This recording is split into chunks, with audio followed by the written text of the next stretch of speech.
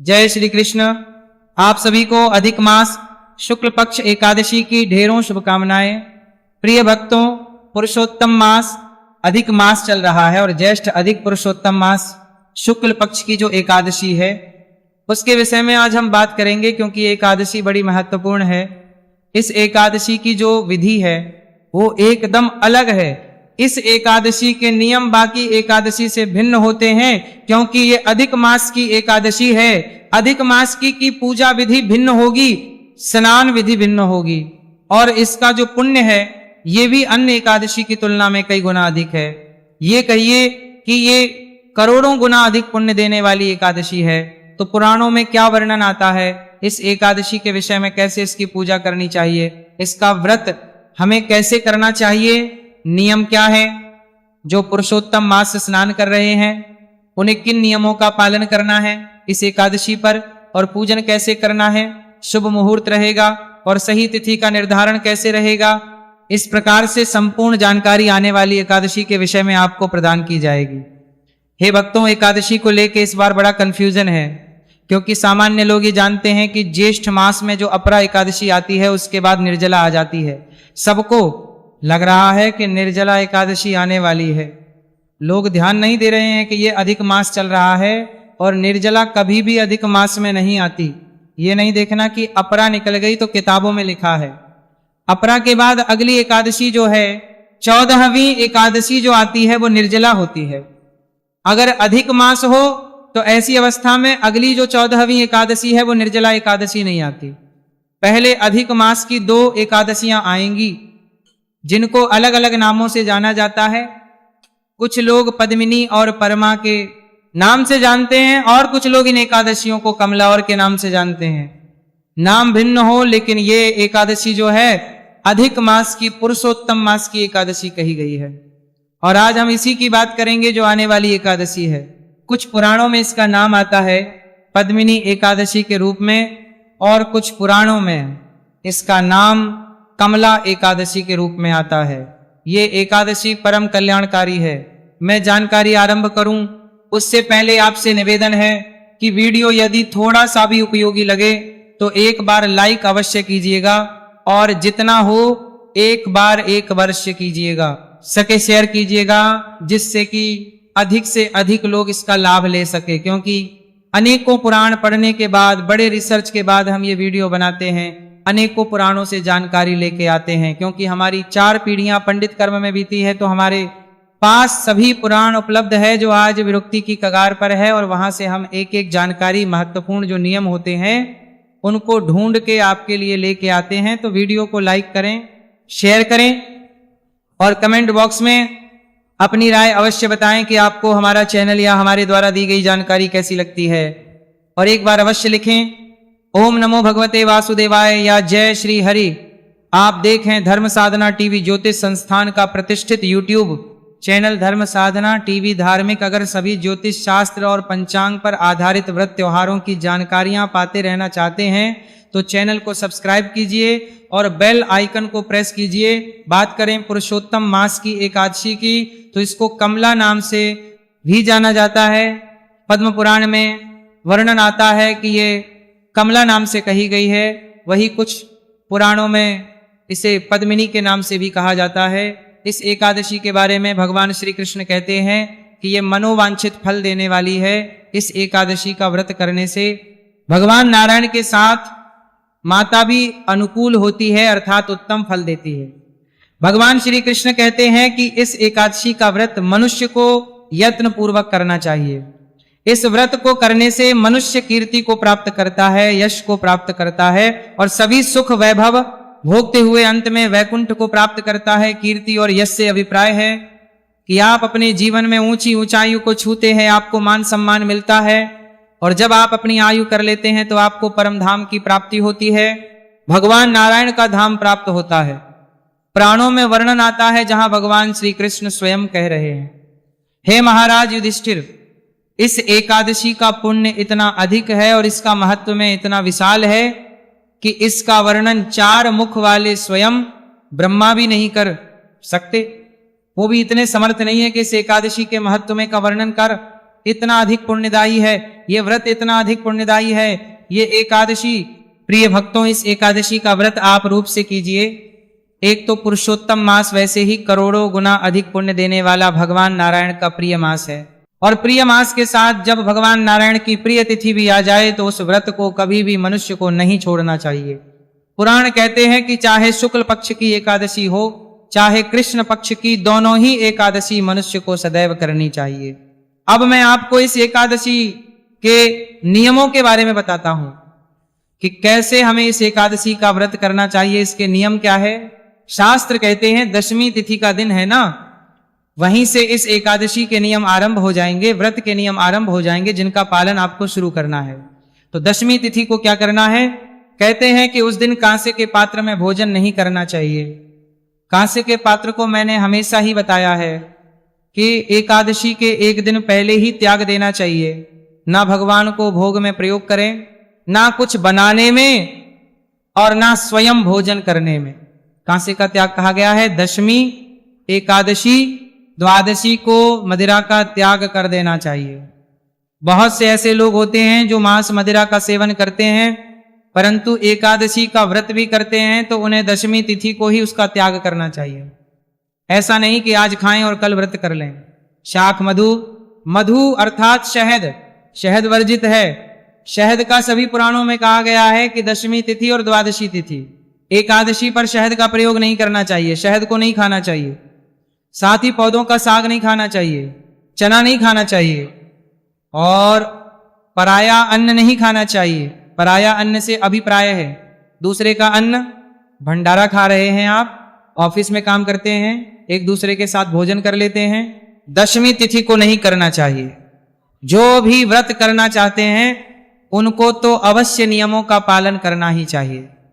दशमी तिथि को जौ, चावल आदि का भोजन करें और नमक नहीं खाना चाहिए। ये बड़ा परिवर्तन है।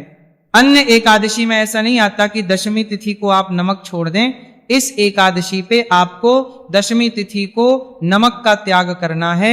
एक वक्त का अन्न ग्रहण करना चाहिए, दोपहर के बाद अन्न ना खाएं, यही इसका नियम है। बाकी मैं इसमें यही कहूंगा कि जिसकी जैसी सामर्थ्य है, शारीरिक क्षमता है, उसके अनुसार करे। ये नहीं कि भाई पंडित जी ने ऐसे कहा है और वैसे ही करें, क्योंकि आप उसको उस नियम से कर भी पाएंगे कि नहीं, ये आपकी अपनी शारीरिक क्षमता पे निर्भर करता है। शरीर स्वस्थ है और आप कर पाए तो इन सभी नियमों का पालन करके व्रत को कीजिए सर्वोत्तम। परंतु यदि शरीर में उतनी क्षमता नहीं है, कुछ परेशानियां हैं, तो उसके अनुसार निर्णय करें जो आपको उचित लगे। भूमि पर शयन करना चाहिए। दशमी तिथि के रात्रि से ही भूमि शयन इसमें कहा गया है, और ब्रह्मचर्य से रहना चाहिए। ब्रह्मचर्य से रहने का नियम प्रत्येक एकादशी पर कहा जाता है कि दशमी तिथि से ही आपको ब्रह्मचर्य धारण कर लेना है। माताएं, बहनें जो बाल धोती हैं, सर धोती हैं, तो उनकी जानकारी के लिए पुनः बताऊं कि एकादशी और द्वादशी दोनों ही दिन बाल धोने होते हैं, सर नहीं धोया जाता। पुराण की अगर मान्यताओं को मानते हैं तो इसीलिए आपको दशमी तिथि को ही बाल धो लेने चाहिए।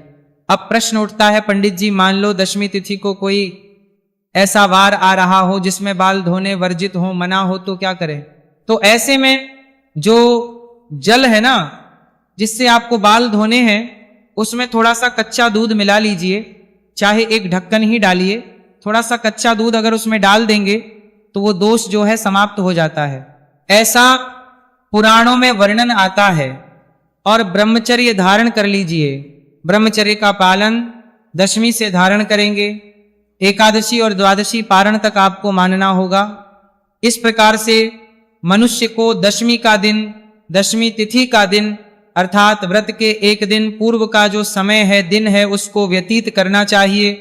आराम से रात्रि काल को दंत दान करके सोइए, जैसे कि अन्न का कोई दाना मुंह में ना रहे। और एकादशी वाले दिन सुबह ब्रह्म मुहूर्त में उठ जाना चाहिए। मैं कहता हूं सूर्योदय से पहले उठ जाना चाहिए, परंतु इस एकादशी के नियम के विषय में विशेष रूप से कहा गया है कि ब्रह्म मुहूर्त में उठ जाना चाहिए। अब आप उठ पाएं तो उत्तम है ना, उठ पाएं तो जैसे उठ जाएं वैसे देख लीजिएगा। ब्रह्म मुहूर्त में उठ के और जो आप स्नान करेंगे ना, ये बड़ा महत्वपूर्ण है। शौच आदि से निवृत्त होके जो स्नान करेंगे ये अगर संभव है तो किसी पवित्र नदी में कीजिए, किसी जलाशय पे कीजिए। पवित्र नदी ना हो, जलाशय ना हो तो आप अपने घर पर भी स्नान कर सकते हैं। ध्यान दीजिएगा, स्नान पर ध्यान दीजिएगा कि एक तो जो नहाने का जल है उसमें गंगा जल डाल लीजिएगा। सबसे अच्छा तरीका है कि बाल्टी को अच्छे से धोइए, पहले उसमें गंगा जल डालिए, चाहे 2 बूंद डालिए, उसके बाद उसमें जल भरिए। इसमें रूप से कहा गया है कि स्नान करने के लिए आप या तो मिट्टी का प्रयोग करें या तिल तथा आंवले के चूर्ण का प्रयोग करें। कैसे करेंगे? तिल आप डाल सकते हैं या तो बाल्टी में, या तिल का उबटन बना सकते हैं, या आंवले का जो चूर्ण आता है ना, पाउडर आता है, उसको उबटन के रूप में प्रयोग कर सकते हैं। और जिनके पास पाउडर ना हो तो वो साबुत आंवला जल में डाल सकते हैं, क्योंकि ये जो स्नान है तिल और आंवला युक्त होना चाहिए, ऐसा इस एकादशी के विषय में पुराण बताते हैं। मिट्टी का प्रयोग कर रहे हैं तो सबसे उत्तम रहेगा कि आपके सभी के घर में तुलसी माता होंगी, वहां से थोड़ी सी मिट्टी ले लीजिए, उसको आप प्रयोग कीजिए। जब आप मिट्टी का प्रयोग करेंगे तो इस प्रकार से निवेदन कीजिए कि हे मित्र के, तुमको 100 भुजा वाले भगवान श्री कृष्ण रूपा वराह ने उठाया है, ब्रह्मा जी ने तुम्हें जन्म दिया है, उत्पन्न किया है और कश्यप मुनि से अभिमंत्रित की गई हो। हे मित्र के, मेरे नेत्रों, बालों और सारे शरीर में लगकर भगवान की पूजा के लिए मुझे शुद्ध करो, शुद्ध करो, शुद्ध करो। इस प्रकार से आप अगर मानसिक रूप से मंत्र बोल पाए तो उत्तम है। मैंने हिंदी में आपको इसलिए समझा दिया है क्योंकि संस्कृत में तो मुझे पता है कि सभी लोग बोल नहीं पाएंगे और ना ही संभव है कि आप इस वीडियो को चला के स्नान करें। तो इसके लिए इस प्रकार से आप निवेदन कीजिएगा। और अगर आप आंवले का चूर्ण या आंवला प्रयोग कर रहे हैं तो आप मन में बोल सकते हैं, भगवान विष्णु के थूक से उत्पन्न होने वाले सारे भवन को पवित्र करने वाले हे धात्रे, मैं आपको नमस्कार करता हूं, नमस्कार करती हूं। आपके स्पर्श से मेरा ये सारा शरीर पवित्र हो जाए, पवित्र हो जाए, पवित्र हो जाए। इस प्रकार से आप ये अपने शरीर पर लगाए और उसके बाद स्नान करें। जब आप स्नान कर रहे हैं तो संभव है तो आप गंगा आदि तीर्थों का स्मरण करते हुए स्नान कीजिए। अधिक कुछ ना कर पाए तो हर हर गंगे बोलते हुए स्नान कर सकते हैं, या ओम नमो भगवते वासुदेवाय बोलते हुए आपको स्नान करना है। कुछ ना कुछ मंत्र आपको अवश्य बोलना है। स्नान करते समय पुराणों में श्वेत वस्त्र धारण करने का वर्णन आता है, लेकिन जो भी माताएं बहनें हैं तो वो उनके लिए आवश्यक नहीं है कि वो श्वेत वस्त्र ही धारण करें, क्योंकि जो भी सुहागन महिलाएं हैं उनके लिए श्वेत वस्त्र धारण करना उचित नहीं माना जाता। और जिनके लिए उचित है, जो पहन सकें, वो आप श्वेत रंग के वस्त्र धारण करके भगवान की पूजा करें। जो भी जन हैं उनके लिए मैं विशेष रूप से कहूँगा, बाकी जो भी सुहागे महिलाएं हैं वो आप अपने अनुसार जो वस्त्र पहनते हैं वैसे ही स्वच्छ वस्त्र धारण करके भगवान की पूजा करेंगे। अब हम पूजन की ओर आगे बढ़ते हैं तो सबसे पहले मैं स्थापना की विधि बता देता हूँ, क्योंकि जब पूजा की विधि 2 दिन पहले आती है फिर आप तैयारी नहीं कर पाते, कई बार गलतियां भी हो जाती है। तो आज मैं पहले ही बता दूं कि इसमें भगवान को कलश के ऊपर विराजमान करना है। अब कलश कौन सा लेंगे? तांबे का ले सकते हैं, मिट्टी का ले सकते हैं, जो आपको वैसा ले लीजिएगा। आप जो स्टील का लोटा लेते हैं या स्टील का लेते हैं वो ना लीजिएगा। स्टील जो है ना वो एक प्रकार से लोहे का रूप है, इसीलिए उसमें कभी भी भगवान की पूजा उससे नहीं की जाती है। तो तांबे का लीजिए, नहीं तो आप मिट्टी का ले लीजिए। पर अभी बता दूं कि बाद में ये अंत में पारण के बाद ब्राह्मण को दिया जाएगा, तो उसी अनुसार कलश स्थापित कीजिए, क्योंकि अभी एक एकादशी पर जब कलश स्थापित करना था उसके बाद बड़ी परेशानी हुई लोगों को, क्योंकि उन्होंने घर के पहले के रखे हुए कलश जो है प्रयोग कर लिए। अब ब्राह्मण को कैसे दे पुराने कलश? तो इसीलिए मिट्टी का ले लीजिएगा, उत्तम है। और तांबे का हो तो तांबे का लीजिएगा, उस पर भगवान नारायण की मूर्ति की स्थापना करनी है। पुराणों में तो सोने और चांदी की मूर्ति का वर्णन आता है। आप अपने अनुसार जो आपके पास है वहां प्रतिमा या तस्वीर भगवान की स्थापित करने के लिए लीजिएगा। इसके अतिरिक्त रोली, मौली, पान, सुपारी, लौंग, इलायची, धूप, दीप, नैवेद्य, पुष्प, चित्र, जनेऊ, पंचामृत लिए कच्चा दूध, दही, घी, शक्कर और गंगाजल, ये सामग्री है जो आपने ला के रखनी है। इसमें एक विशेष जानकारी दूं कि इस एकादशी में 4 प्रहर की पूजा भी कही गई है। कुछ पुराणों में वर्णन आता है जहां 4 प्रहर की पूजा कही गई है। अगर आप कहेंगे कि आपको पूरे 4 प्रहर की पूजा करनी है तो मुझे कमेंट बॉक्स में लिख के बताइएगा या व्हाट्सएप के माध्यम से बताइएगा। मैं अवश्य ही 4 प्रहर की जो अलग अलग पूजा है ना, क्योंकि हर एक पूजा में अलग अलग वस्तुएं अर्पित करनी है, उसके अलग से एक वीडियो बना दूंगा। तो सुबह हल्के स्नान आदि से निवृत्त होके जो विधि बताई है उसके बाद आप भगवान को स्थापित कीजिए। जो आपका पूजा स्थल है वहां पर कलश को स्थापित करेंगे। कलश के नीचे आप जौ या गेहूं जो भी आपके पास हो ना वहां रख सकते हैं। चौकी है तो चौकी विराजमान कीजिए, चौकी पर पीला वस्त्र बिछाइए, उस पर कलश को विराजमान करेंगे। कलश को विराजमान करने से पहले उस पर मैंने आपको बताया या तो जौ रख लीजिए, गेहूं रख लीजिए, जो भी अनाज है उसके ऊपर कलश को रखिएगा। कलश में पहले थोड़ा सा गंगा जल रखिए, डालिए, उसके बाद उसमें शुद्ध तेल भरिए, पंच पल्लव उस पे लगाइए, पूर्ण पात्र लगाइए और पूर्ण पात्र के ऊपर भगवान की तस्वीर या प्रतिमा जो भी आपके पास है उनको विराजमान कीजिए और उनके सामने चौकी पर ही दीपक रखेंगे। घी का दिया जला रहे हैं तो सीधे हाथ की ओर, तेल का दिया जला रहे हैं तो उलटे हाथ की ओर। इस प्रकार से आपने स्थापना कर लेनी है। फिर जो पूजा करनी है इसके लिए मैं पूजा विधि का वीडियो बताऊंगा। इसकी पूजा विधि अन्य एकादशी से भिन्न रहेगी, इसीलिए ध्यान दीजिएगा। ये महत्वपूर्ण एकादशी है, सामान्य एकादशी नहीं है, इसीलिए चीजें इसमें अलग हैं। तो जुड़ जाइए, हमारे अभी और जानकारियां दूं उससे पहले महत्वपूर्ण जानकारी ये है कि एक तो चैनल पर नए हैं तो सब्सक्राइब कीजिएगा, तो पूजन करेंगे। पूजन करने के बाद के जो नियम हैं उनके बारे में मैं आपको बता देता हूं। पूजा विधि मैंने आपको बताया, अलग से वीडियो बना के मैं आपको बता ही दूंगा। पूजा करने के बाद कथा सुनेंगे, कथा सुन के विष्णु का श्रवण करेंगे और फिर आरती करेंगे। इस एकादशी की 2 कथाएं वर्णित है प्रिय भक्तों, इसीलिए मैं दोनों ही कथाएं आपको सुनाऊंगा। एक जिसमें पद्मिनी के नाम से वर्णन आता है और एक जिसमें कमला एकादशी के नाम से वर्णन आता है। मैं दोनों एकादशियां की दोनों जो कथाएं हैं इसी एकादशी की वो आपके लिए लेके आऊंगा। तो एकादशी की 2 कथाएं होंगी, उस पर ध्यान दीजिएगा। साथ में विष्णु शास्त्र नाम और फिर हम आरती करेंगे आपकी सुविधा के लिए। ये सारी चीजें एक ही वीडियो में मैं लगा देता हूं। इससे लाभ होता है कि आपको सब अलग अलग ढूंढना नहीं पड़ता, एक साथ वीडियो चलाइए और पूजा हो जाएगी। नियमानुसार दिन को व्यतीत कीजिए। इस दिन आपको शांतचित रहते हुए दिन को व्यतीत करना है। किसी से बैर भाव नहीं रखना और किसी के प्रति क्रोध नहीं करना, शत्रुता नहीं रखना, स्त्री का स्पर्श नहीं करना, गुरु की निंदा नहीं करनी और भगवान के चरणों में चित्त को लगाते हुए सायंकाल को कीर्तन करना है। जो नाच गा के कीर्तन कर सकते हैं वो नाच गा के कीर्तन करें। जिनके यहाँ कीर्तन नहीं होते उनके लिए मैं एक वीडियो बनाता हूं जिसमें कीर्तन का पुण्य देने वाले सभी स्तोत्र और पाठ होते हैं, क्योंकि भगवान नारायण कहते हैं कि जो नाच गा के कीर्तन ना कर सकें वो इन स्तोत्र पाठ को कीर्तन का लाभ लें। तो आप उसको सुनिएगा और वहां से कीर्तन का लाभ लीजिएगा, कीर्तन का पुण्य प्राप्त कीजिएगा। इस एकादशी व्रत को निर्जल रह के और निराहार रह के किया जाना चाहिए। अब ये आपके ऊपर है, अगर आप निर्जल रह के और निराहार रह के कर सकते हैं तो ऐसे करिए, अन्यथा आप जल पी के और फल खा के इस एकादशी को कर सकते हैं। और तीसरी विधि यह है कि जैसे आप अन्य सामान्य एकादशी को करते हैं वैसे कर सकते हैं। एकादशी में जितना हम कठोर करते हैं उतना अधिक पुण्य हमें प्राप्त होता है, ऐसा पुराण बताते हैं। रात्रि काल को 4 प्रहर की अलग अलग पूजा कही गई है, तो मैं आपको अलग से उसके विषय में जानकारी प्रदान करूंगा।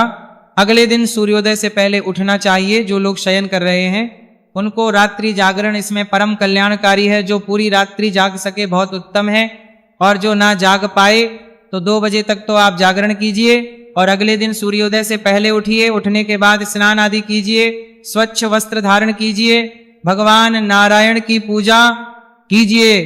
इस दिन पूजन आप दूध से करेंगे, इसके अलग से एक वीडियो बनाऊंगा, क्योंकि इसका पारण भी अन्य एकादशी से अलग है। कैसे पूजन करना है, कैसे घड़ा ब्राह्मण को देना है, क्या विधि नियम है, उसकी जानकारी पारण के वीडियो में आपको प्रदान की जाएगी। और पूजन आदि करने के बाद ब्राह्मण को दान दक्षिणा आदि देने के बाद फिर आपको इसका पारण करना है। अब संपूर्ण जानकारी पारण की मैंने बताया, अगली वीडियो में पारण के विषय में बताऊंगा। अब मैं बात करता हूं कि ये एकादशी है कब और व्रत आपको करना कब है और मुहूर्त क्या रहेगा पूजा के लिए। तो प्रिय दर्शकों, ये एकादशी तिथि जो कि अधिक मास पुरुषोत्तम मास के शुक्ल पक्ष एकादशी तिथि है, इसकी शुरुआत हो रही है 26 मई को प्रातःकाल 5:10 पर और इसका समापन होगा 27 मई को प्रातःकाल 6:21 पर। ऐसे में हो सकता है कि बहुत से लोग 26 को व्रत करें, पर 27 को इसका उत्तम व्रत है, क्योंकि पद्म पुराण में वर्णन आता है कि यदि यह एकादशी इस प्रकार से हो कि जब एक ही दिन एकादशी भी मिल जाए, द्वादशी भी मिल जाए और इसका पारण त्रयोदशी में हो जाए, तो ये कई करोड़ गुना पुण्य को बढ़ा देता है। ये योग और संयोग साधारण नहीं है, विशेष संयोग है और इस वर्ष आपको मिल भी रहा है। इसीलिए 27 मई को व्रत किया जाएगा, एकादशी का श्रेष्ठ व्रत रहेगा। 27 मई को चावल ना खाने का नियम 26 मई को भी पालन करना है और 27 मई को भी दोनों दिन चावल नहीं खाने हैं, दोनों दिन तुलसी पत्र भी नहीं तोड़े जाएंगे। बाकी जानकारी हमें व्हाट्सएप पर आपको प्रदान करूंगा। पारण 28 मई को करेंगे सूर्योदय के बाद। प्रिय भक्तों, पुरुषोत्तम मास महत्व में प्रतिदिन सुनाया जा रहा है, उसको सुनना ना भूलिए, क्योंकि ये परम कल्याणकारी है। अधिक मास का जो महत्व है और जो महत्व हम सुनाते हैं वो पुराणों में वर्णित महत्व में होता है। हम कथाएं जोड़ के नहीं सुनाते, जो पुराणों में लिखा गया है, स्वयं नारायण के द्वारा कहा गया है, वहां मातम में हम अपने चैनल पर सुना रहे हैं। उसका खूब लाभ लीजिए। हरे कृष्ण।